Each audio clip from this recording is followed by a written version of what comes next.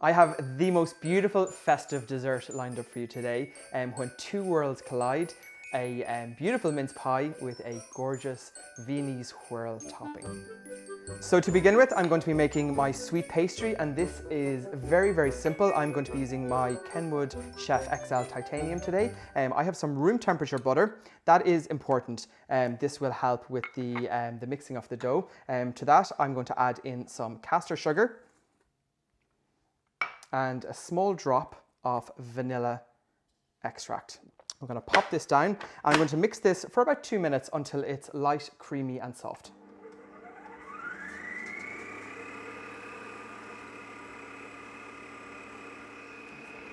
This has been mixing now for about 2 minutes. It is lovely and soft, and I'm just going to scrape down my mix using a spatula. The next step is adding my egg. So I'm adding 1 medium free-range egg. Once you add your full egg in, we're going to pop our mixer back down and mix this until it's fully combined.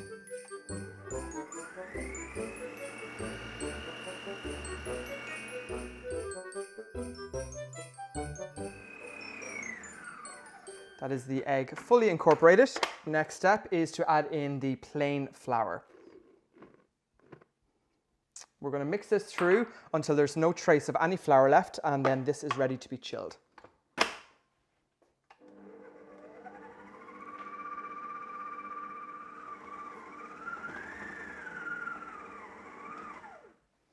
Simple as that. That is the sweet pastry made.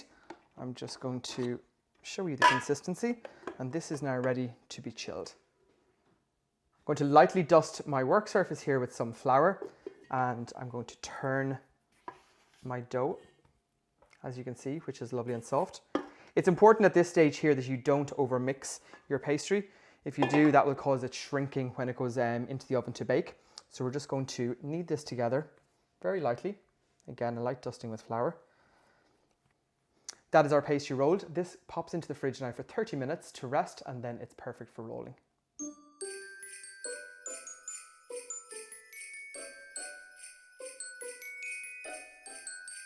So my pastry has been resting now for 30 minutes, and I'm just going to knead this lightly on the table. This will ensure that it's the same temperature all the way through.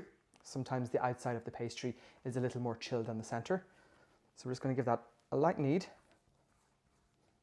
And that is good to go. This is also a really delicious pastry for making pies and tarts over the Christmas. So if you're not making the mince pies, an equally good pastry to use in other bakes. So I'm just going to lightly dust my table with flour here. I'm just taking my rolling pin. I'm going to roll this out. This recipe lines 12 mince pies. Important when you're dusting or when you're rolling your pastry, give it a little dusting and keep turning your pastry so it doesn't stick to your table. Again, just keep turning. And again, if you find it sticking slightly, just add a small bit of flour. It's important you don't roll your pastry too thin because we're going to be filling this with lovely dried fruits as well. So you want it to be thick enough that it holds all of that filling for you. So once this is ready,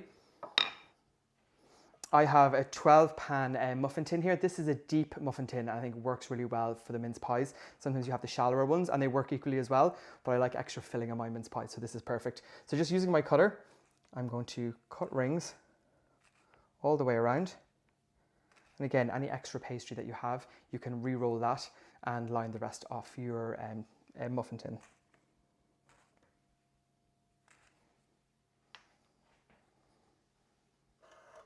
So you take your pastry then and carefully just push this in. This is a non-stick baking tin that I'm using. If you have a tin at home that's a little bit loved, you can add a little bit of butter and dust it with flour, and that will stop the pastry from sticking to the muffin tin, but this is a non-stick, so I don't need to grease that up. Again, take time at this point here. When you're putting this pastry into your case, ensure that there's no cracks or holes in the bottom, because if your liquid from the fruit soaks out, it'll stick to the bottom of the tin. So just spend an extra minute or two just ensuring that all of your pastry is neat and has no holes. So that is all 12 of my mince pies lined here. Next up, I'm going to be adding in my fruit, my mince pie fruit filling. Now you can make this yourself. I would recommend making this in advance, but you can actually buy some really good quality mince pie fillings in the store nowadays. Saves you a little bit of time. So I'm going to fill this now. I'm going to spoon this into the center. And with the extra pastry, you can use this to top your mince pies like a classic mince pie, but why have that? You can go one step further, and I'm going to be topping these with a delicious Viennese Whirl biscuit. Just that extra little step. So just taking my mix here, I'm going to spoon this into the center of my tarts. What I also love about these mince pies as well is you don't have to bake them in stages. It's one bake. So it all goes into the oven at the same time. So there's no par baking on the pastry or separate for the filling. Again, it's an all-in-one, which is amazing. When you're putting your filling in here, don't overfill the mince pies too much, because you're going to be piping pastry on top of this again. So leave a little bit of room at the top so your Viennese Whirl dough can sit nicely.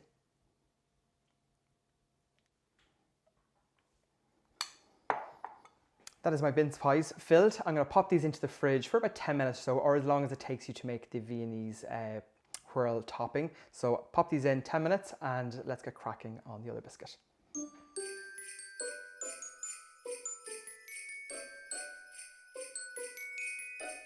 Next step is our delicious buttery Viennese Whirl topping. So this is beautiful, soft, room temperature butter, and this really is the secret to any good Viennese Whirl. So always key to have your butter at room temperature. That will always help when you're making Viennese Whirls. If your butter is anyways hard, it takes too long to mix and you'll be left with a tougher biscuit. So nice, soft, room temperature butter here. I'm going to add in some icing sugar, and that is obviously for our sweetness, and a dash of vanilla. So again, using my Kenwood Chef XL Titanium, I'm going to mix this now for about 2 to 3 minutes until it is lovely, soft and creamy.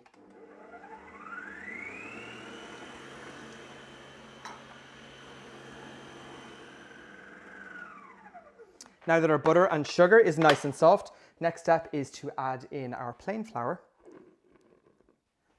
and corn flour. Again, this is going to give a lovely crumbly texture to our Viennese Whirls. Pop this back down. Now at this point you don't want to overmix. You have to wait until you see no more trace of flour or corn flour left, and then this is ready to be piped on top of our mince pies.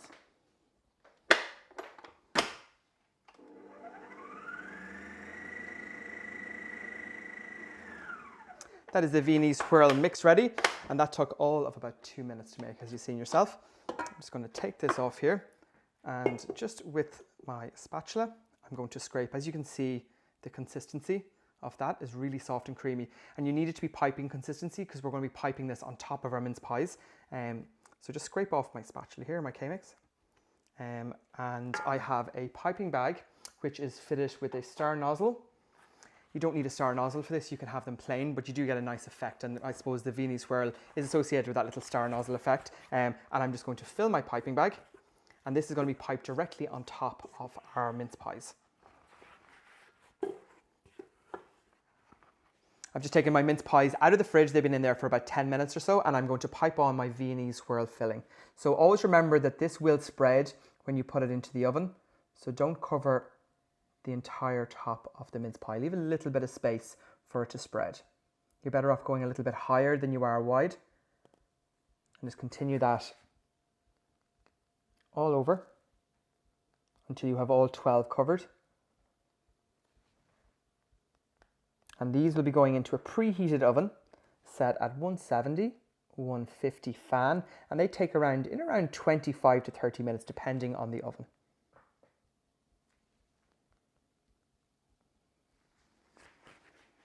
That is them done. Into the oven now, and they'll be ready in about half an hour.